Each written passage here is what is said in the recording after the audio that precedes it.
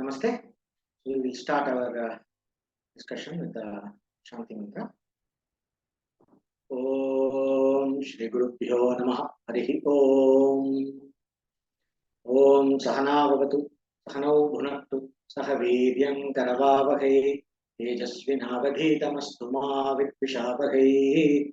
Om Shanti Shanti Shanti.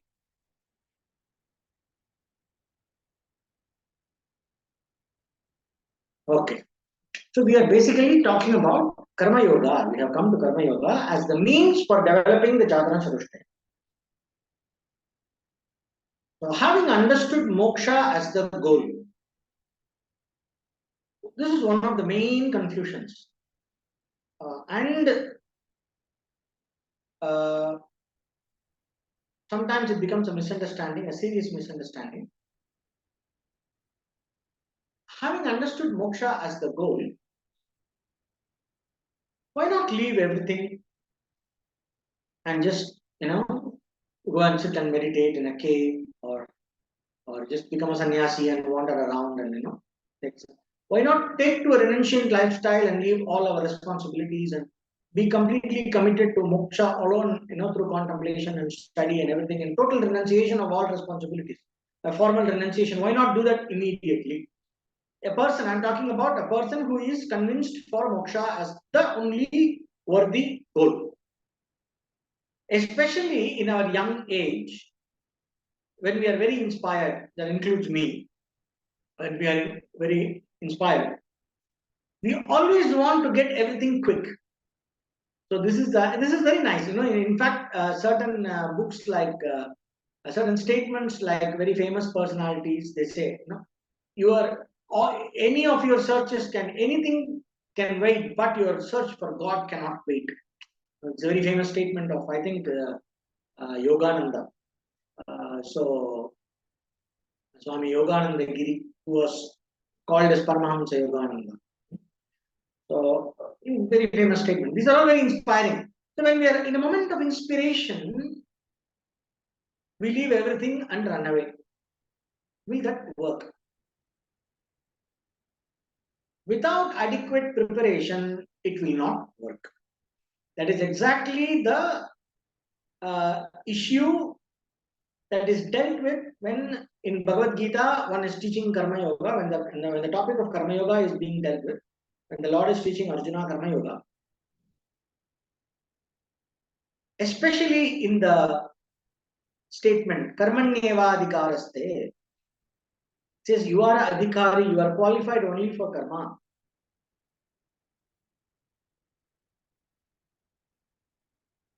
This is one of the meanings, that you are not qualified for renunciation, you are qualified only for action. You are not yet ready for complete renunciation. This is one of the interpretations. It also, there is another interpretation, means that you have you have control, or you have your choice, or you can do something about only what you are doing. Your choice over action. You cannot control the result. You don't have ownership over the result. You cannot control the result. You cannot decide the result. The result is not in your hands. What to do, that alone is in your hands. This is the popular teaching. But in one of the traditional interpretations, it says you are not yet ready for sannyasa. Why? Because in the beginning we see that Arjuna, in the battle, Mahabharata battle, before the Bhagavad Gita starts, Arjuna's problem was, the whole teaching starts like this. The Lord says, Putastva Kashmalamidam, in this great grave hour, what is this kind of confusion and despondency that has taken over you? Arjuna, get up, he says, right? So, what happens is that Arjuna decides not to fight. Why did he decide not to fight? Not because fighting is bad per se. If he had realized that, he would not have come to the war in the first place. He has been fighting all his life. That was not a problem. Because I am fighting the Dharma has taken a back seat there. that he is fighting for dharma. He is doing his duty as a Kshatriya. Has that insight has been clouded by they are mine, I am theirs. These people are mine. No, my teacher, my uncles, my brothers. Why am I fighting them? By fighting them, what kingdom do I need? So basically, what they call as shoka and moha, that is the despondency and delusion and attachment. Because of this, his judgment gets clouded, and he is not able. He makes a wrong judgment regarding the choice of right action. So we were discussing about Dharma Shastra, about Shraddha in an authority that is outside of ourselves. That was the main discussion during the end of the last session. That somehow find an authority for right and wrong, something that will tell us what to do, the decision making, what is appropriate choice of action, what is the right action to do, what is the right thing to do. Regarding that, have an external authority outside of yourself, especially in situations that are emotionally affecting us and situations where we have a strong personal interest. A simple thing like, like this is one of the reasons why when a close relative is in surgery, the surgeon will ask some other surgeon to do the surgery, and he will not do the surgery himself when he is very attached to the patient, because the person is very attached to the outcome, right? He's not focused, he's very attached to the person. So similarly, when there is a court case of a person who seems to be closely related to the, let us say the judge, the son of a judge is accused in a case, in a prime accused in a very serious case. This judge will not be allowed to be in the bench for judging that person. So they will change the judge. This person will be put under somebody else who is a judge, or this judge has a moral responsibility to say that I will not do it because I know this person, I'm close to this person. So I don't want my personal judgment to cloud the judgment. I don't want my personal preferences to cloud the judgment. So I will leave the responsibility to another. I will recommend some other judge to do this. Please choose some other judge to do this. So these are all we see in our everyday lives. So we know that it is possible for our judgment to get clouded. Even if one be an intellectual, it is possible. Right. So the choice over action, if we start the one of the ways, especially in situations where we have strong likes and dislikes, it is better to have an authority that is outside our mind, outside our emotions, outside our field of personal influence. So we follow that authority. We take that authority, Shraddha, with that, and then we decide what we follow the directive, and then we do our action. Right. So when we do that,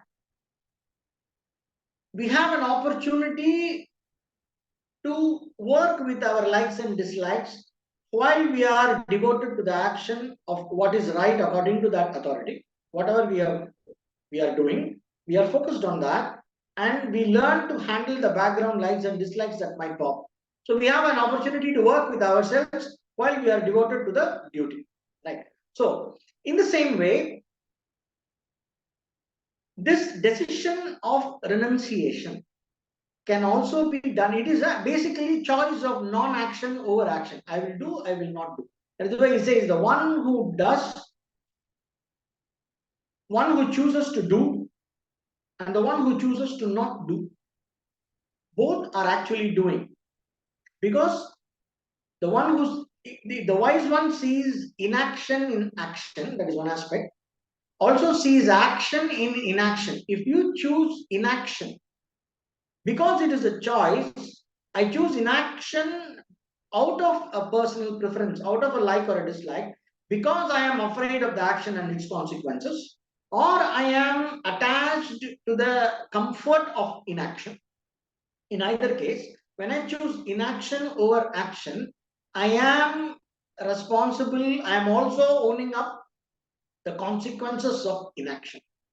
So he says, that if you choose not to fight and if you renounce and go now, the bad fame will come to you. You are Arjuna, the whole world looks up to you. So people will be inspired in the wrong direction. People will lose their responsibilities. People will lose direction. There will be destruction of dharma, and it will be a great shame for you. It is better to die doing the right thing than living shamelessly by neglecting your duty. All these arguments Lord Krishna gives, right? So whoever is video is on, kindly switch it off, and audio also. Please switch off your audio and video. Yeah, it's interfering in the visual field, right? Okay, right. So renunciation without preparation. So why does a person chooses, if you jump into choosing renunciation, because you become very result oriented. So the whole point of karma yoga, where we are taught not to be result oriented, we saw that. So when we are not result oriented, what happens is our self awareness improves, and our awareness over our faculties and our awareness over how we are affected by situations, our awareness over the dexterity in action, our attention, our mindfulness in action. So all these things starts improving when we become very, very concentrated on the moment and what we have to do. And our judgment, the space of judgment gets free. When we are very result oriented, what happens is that is because of our preference, because of our like or dislike. When we are very result oriented, the judgment gets clouded. That's when we start looking for shortcuts. Then the question about the end justifying the means, all these problems start coming. So then there's a high probability of leaving dharma and taking to adharma. And when we are very result oriented, we become anxious and we are attached to the result. So I see myself, I start defining myself based on the result. So as a success and failure. So I am back into this. This is exactly what samsara is. So the problem of sudden renunciation out of a momentary inspiration will not work. That's why we say a person renouncing without preparation, when compared with a person who is living an active life while cultivating the qualities of renunciation inside, this active person who is devoted to the life of karma yoga and cultivating the qualities of renunciation inside, the inner renunciation, even if the external signs of renunciation are missing, is better than only external renunciation without inner preparation. Why? Because we make moksha another, it's a purushartha, yes, but what happens is moksha is basically freedom from struggle, right? So moksha cannot become another struggle. That's very important. So when we are making moksha into a I do it and get it kind of a result, very result oriented consumerist. So when we are approaching moksha with our consumerist mind, we get much more restless, and we will do a lot of mistakes.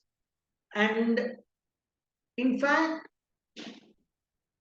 the being a very fundamental purushartha, being something that addresses the fundamental problem of life, if we start getting too result oriented with moksha and approach moksha with our consumerist mind in an egoistic way without sufficient preparation, we can actually hurt ourselves than in adharma, than in any other pursuit. When we are result oriented, how we are hurting in the pursuit of moksha, we can hurt ourselves even more, and we will not liberate ourselves. We will get into more and more entanglements.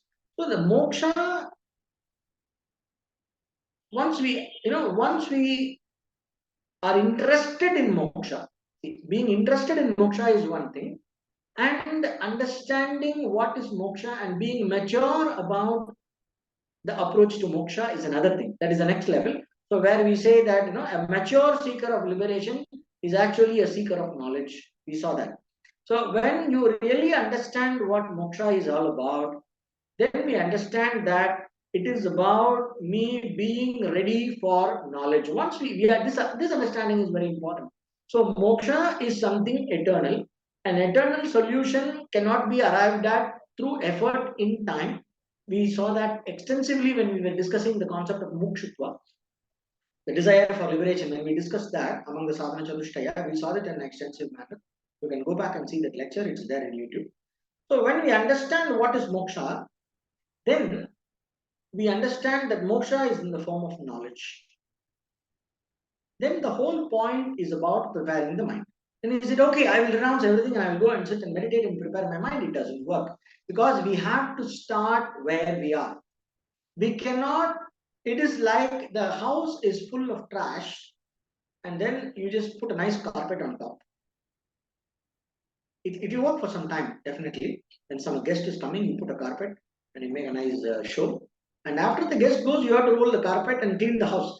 If you think that carpet is, that carpeted surface is your reality, then it will not take much time before bugs start forming inside and start eating through the carpet and coming out.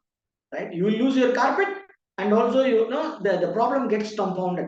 So in the same way, why we need to come back to karma yoga? That is, when why we need to see where we are, where do I stand? This is very important. So in our pursuit of moksha, in the pursuit of renunciation, great, renunciation alone will give knowledge. I understand that, yes, but where am I? If renunciation is a benchmark, how renunciant I am. So then that is where we do the self-analysis, not just by ourselves, with the help of satsanga, with the help of the guru, with the acharya, we sit and then we discuss and then we see where we stand. When we see where we stand, there are these markers. There are markers of vairagya. For example, he says, uh, especially in weak moments, in moments when we are unaware, especially we analyze our dreams. This is where we can do, when we analyze our dreams, what kind of dreams we get. And when we are alone, when nobody is with us, there is nobody to judge us, nobody is watching us. How are our thoughts? How are our urges? How are our intentions? And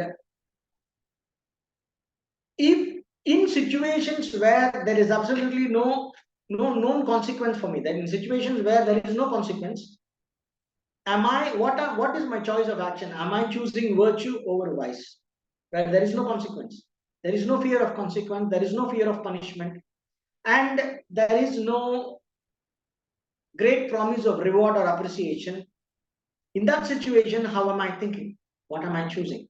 So how strong, when a desire of mine is frustrated, when I want something very much, and then there is a natural urge to want something, I desire something. So when that gets frustrated, when that is not satisfied, how agitated I become, and at what level am I agitated, how long that agitation continues. And when people talk about me as a person, the ego. So when people talk about me,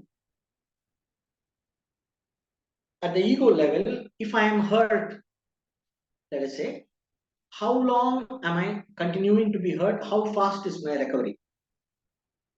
If somebody appreciates me, how much am I dependent on appreciation? So how much? So in each level we have markers. We can create markers, like like they do this quantitative test for this psychological quantitative test. Probably we can sit with the. I can create a quantitative test for readiness for sannyasa quantitative test, mumukshutva quantitative test, vairagya. We can do all that. These are basically inner markers. So these are all different inner qualities that we are developing, the inner milestones. So for these milestones, we can, with a questionnaire, we can create a quantitative test and we can see where we stand. We can do that. That would be a wonderful research opportunity actually, and it will be very useful for sadhakas.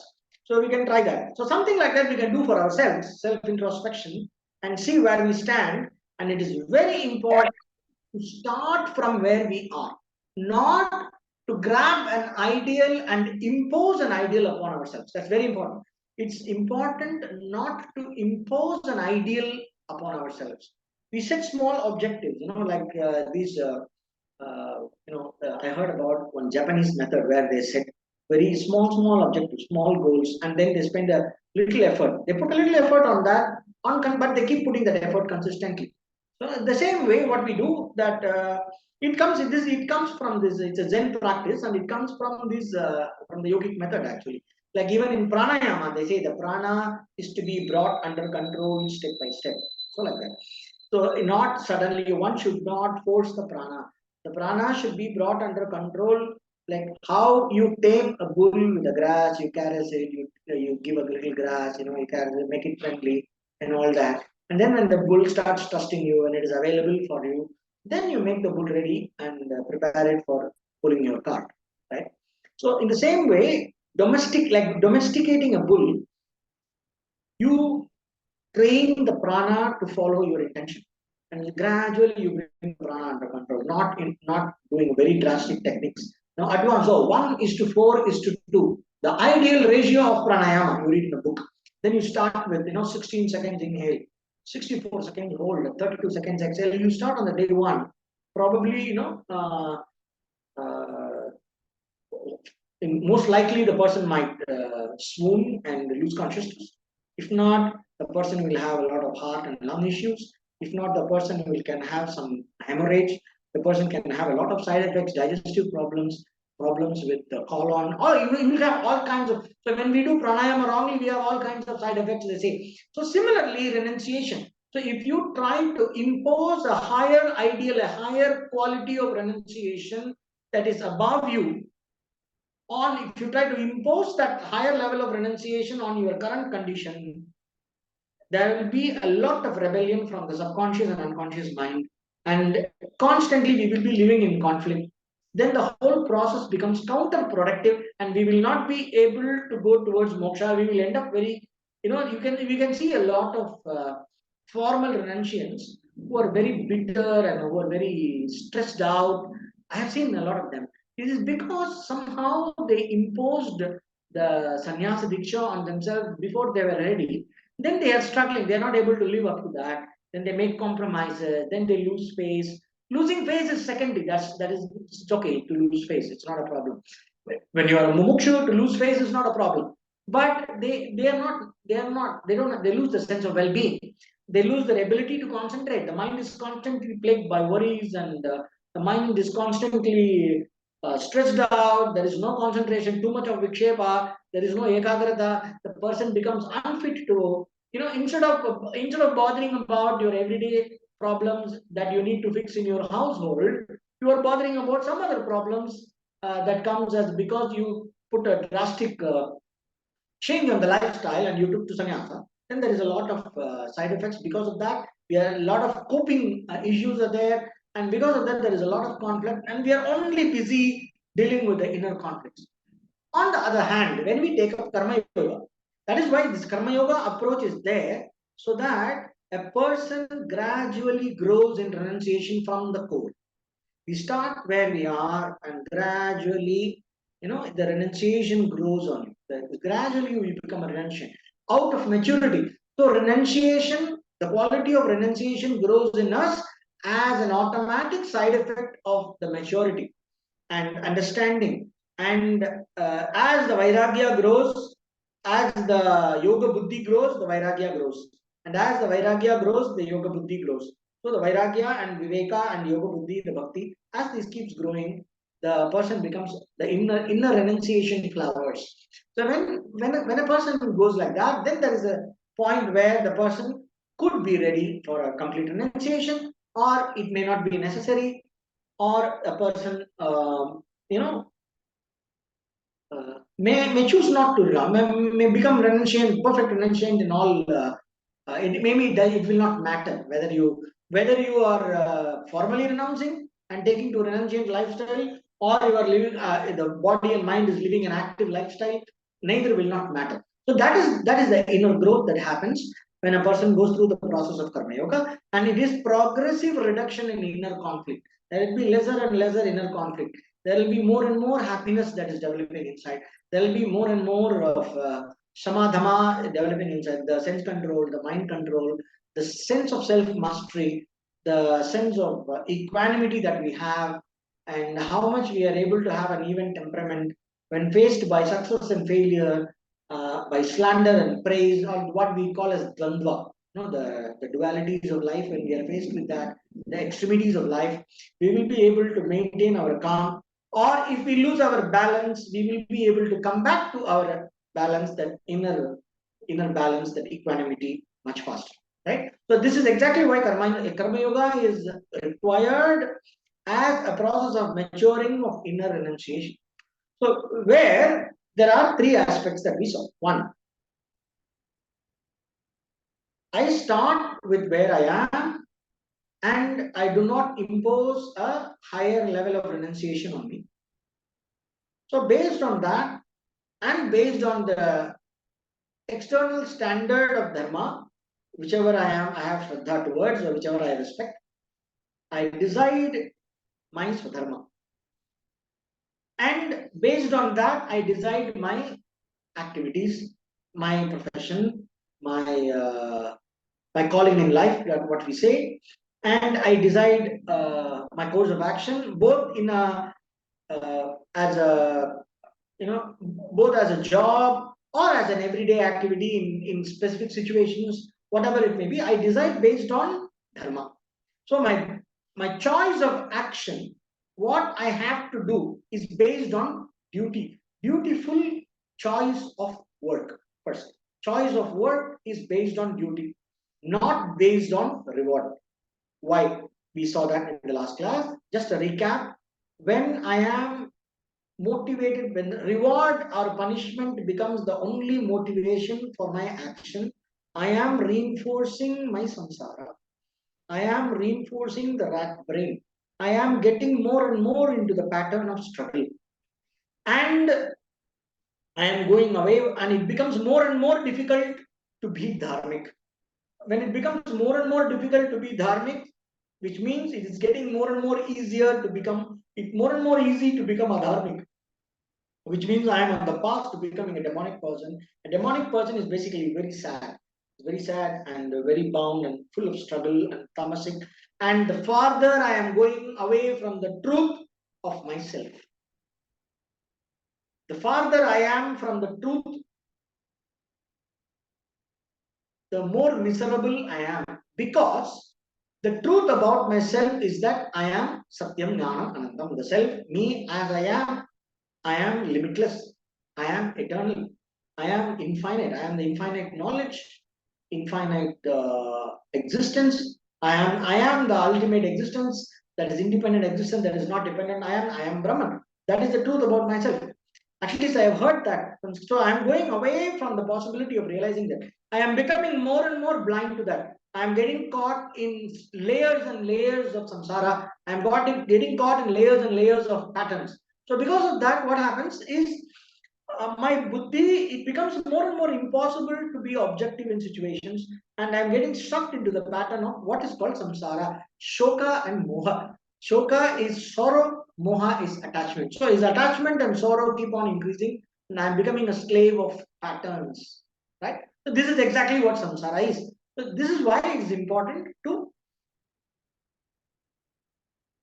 turn around my motivation, my attitude in action. So this yoga buddhi, the first thing is my motivation, the choice of action. What action I am choosing is not based on which will pay me more. One simple application of this, so it's not simple, it's very tough. Whenever there is a career confusion, right? A career confusion. Choice of career. In school, when you are in a school final, when you have to choose a course, this is karma yoga can come here. This is a fantastic opportunity. When a person, you are in a situation, let us say you are in a situation to choose a course, or you are in a situation to choose a job. You have 2 3 jobs offers, and you have to choose a job. You have 2 3 courses, and you have to choose a course. There, you don't choose the job that will pay you more. You choose the job that is closest to your swadharma, where I will be able to express my swadharma, where I will be able to honor my swadharma. I choose that job.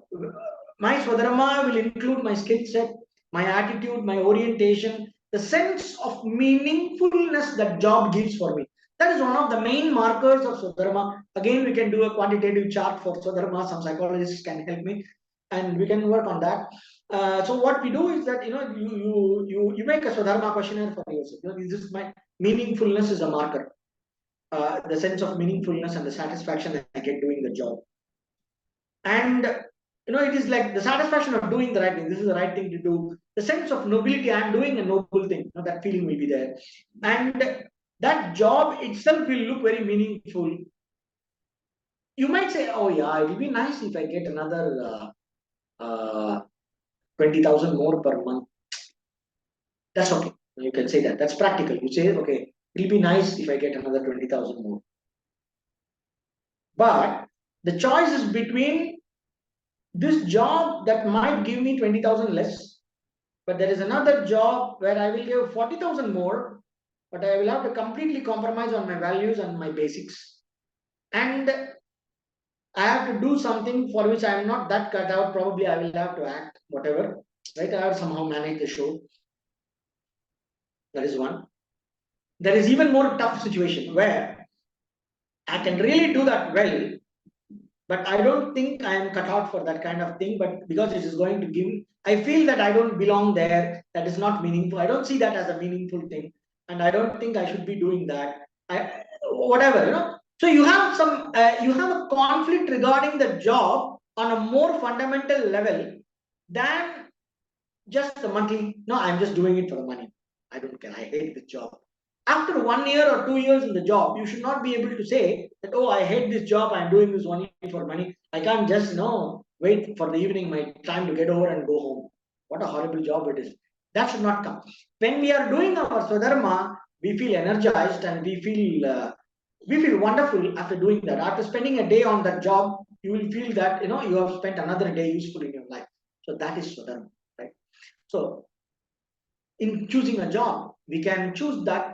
If we are lucky, if there is Ishvara's grace, probably we will get the same amount of money while doing our Swadharma. We will get the same reward. Sometimes the reward will come, sometimes the reward may not come. Sometimes you will get more recognition, sometimes you will get less recognition. These issues are there in every career choice. So in choosing a career, in choosing a job, in between us given options, we can choose one that is closest to our Swadharma. Karma Yoga comes there. Yoga Buddhi comes there. Another, in choosing a career, you feel, in when you are when as a student, when you are studying a subject, certain subjects resonate with us in a very deep way, and we feel that we come together. We don't, nobody has to tell us. We enjoy when we study that, and when we are expressing ourselves and we are doing and solving problems or whatever, when we are involved in that subject, in that study, our whole system comes together, and there is a kind of a, we are in a kind of a zone more often than in other subjects. So then the career should be based on that subject. That would be closer to, that is one of the markers of Swadharma. So this is how we have to find ways for Swadharma, because the Varnashrama Dharma of the Vaidika Sampradaya is not functional anymore except in a few pockets. So if you are in one of those pockets, you can consider yourself lucky and you can go ahead with your family profession, your Kula Dharma and things like that. Based on your Jati and Varna, you can go ahead with that. But again, even within that, there are roles, sub roles, right? So suppose, let us say I am not very good in, let us say if I am a Brahmana, I have, as a Brahmana, if I have to become a priest, okay? I have to become a Ganapati or or a temple priest or whatever. So based on my family and the Kula Veda, and there are a lot of things in that, Sutra Vedam, Sutram, Shaka, etc. So based on that, but even there are gradations. There are different roles one have to perform. So the performing a role also comes to you based on your sadhana. So you can see which role I am good at. You can choose to do that role, right? So mostly in the Varnashrama Dharma, your Swadharma is given.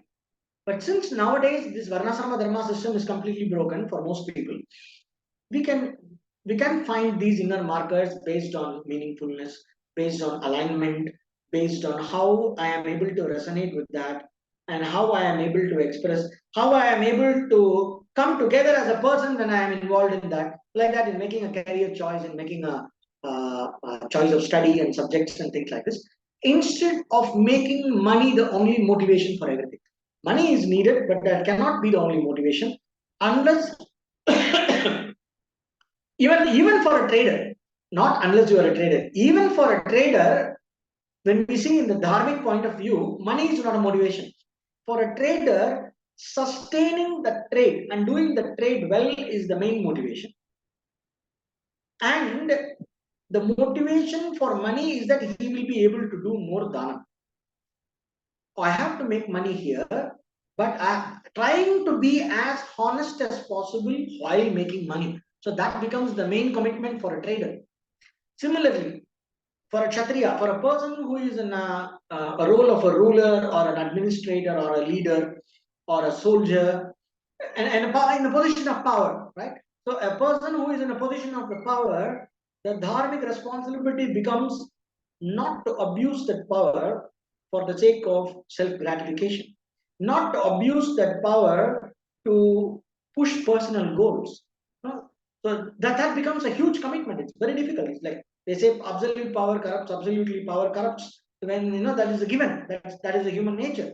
That's where karma yoga comes in. So I am in a position of power, and I'm going to make sure no matter what, I will not let this power go to my head, and I will follow the rules, and I will not abuse my power for a personal reason. And at the same time, there is a situation where I have to do the right thing, but that might cost my head. And there is a situation where I can make some compromises and retain my position of power. Then the decision making has to be done. It's a very difficult situation. So then we have to see the bigger picture, and then based on the bigger picture, one has to make a decision. And the motivation has to come from a completely selfless space. Where that is why the kings always used to take the advice of the sages, like when Dasharatha had Vasishta. So all the kings had their gurus. Why? Because you need a space from where the right advice comes regarding the choice of the right action. It's a huge thing. Even they say the Yudhishthira, the Dharmaraja, was having a problem choosing they had a confusion about what is Dharma and what is not Dharma. And he had to go and learn from Bhishma. So we see these situations in our Puranas. For example, on Dharma, and to have a teaching, one can always learn from anybody. But we hear about a situation in Ramayana where Lord Rama asked Lakshmana to go and learn from Ravana. He's a great Pandit, he's a great scholar. So before he dies, try to learn something from him, right? When he goes there. And then Ravana has something to tell to Lakshmana about where he talks about Dharma. So we have this everywhere. So the Dharma, learning to have the right discernment over the right choice of action is a growing clarity. And as we are growing in that clarity, let us always be available for the right inputs from an authority that is outside of ourselves, whom we look up to, whom we respect, and whom we trust for the right discernment. Because up to a certain point where we are able to become highly aware of our motives. It takes a lot of meditation and practice to be able to be aware of a motive while there is a desire operating in the mind. When a desire is operating in the mind, we can see the desire hijacks the judgment, and a lot of arguments. When we practice meditation, we can actually see this. When we have enough mastery in meditation to a certain extent, we can see how the judgment starts serving the desire. The faculty of judgment starts serving the desire. It's like, let us, each person has their own problem. If a person is power hungry, for example, there is a situation where the authority becomes very important. This person accepting my authority or respecting me becomes more important than me doing the right thing, facilitating the right thing for this person, right? Then what happens? All the arguments and all the way we construct our arguments, the way we use data will be the way we use information will be in such a manner to serve our purpose. Always, this is the whole point. The why the problem of discernment in dharma comes is because information is not wisdom. And this is one of the main problems for us today when we do karma, when we are starting to practice karma yoga, especially this aspect of choice over the right action, choosing what is right, right? That is the first step. In that, to make dharma above our likes and dislikes, dharma the authority above likes and dislikes. The main problem is rising above, to understand how I am using information. All the information is there, but how I am using the information, how I am processing the information is based on my, I would say, most cases, my unconscious commitment. I may be looking like I am, it may take some time to realize, oh my God, this has been my motive all along. I just now realized that this was my motive. I did not even, this was my intention. I suddenly realized that my intention has not been that noble after all for all this time. Many cases it happens because the desire is so strong, it has hijacked already, and the mind is very busy. The buddhi is very busy coming to conclusions, no problem solving, what we call as IQ. So we hear about these three levels of intelligence, right? They say IQ, then they say EQ, and then they say SQ. They say one is more fundamental than the other. IQ, problem solving. A very popular example they give is how to make a ladder lean on a wall. There is a huge heavy ladder. You have a team of people for you to fix that ladder on the wall. How efficiently and how quickly and how accurately, effectively I get this job done. IQ. So how intelligently and efficiently I do it is IQ. Right? All the construction details. Now, while doing that, how much I am able to take the people along, how much I am able to be with the people, how much I am able to keep the team with me, and how much I am in harmony, how is the interpersonal harmony and intrapersonal harmony for the team, the members of the team involved. That would be EQ. And how I feel, being sensitive to how I feel, being sensitive to how the workers are feeling during and after the whole project. That would be EQ, emotional quotient. They say a more fundamental form of intelligence, they have recognized this finally, is called SQ, spiritual quotient.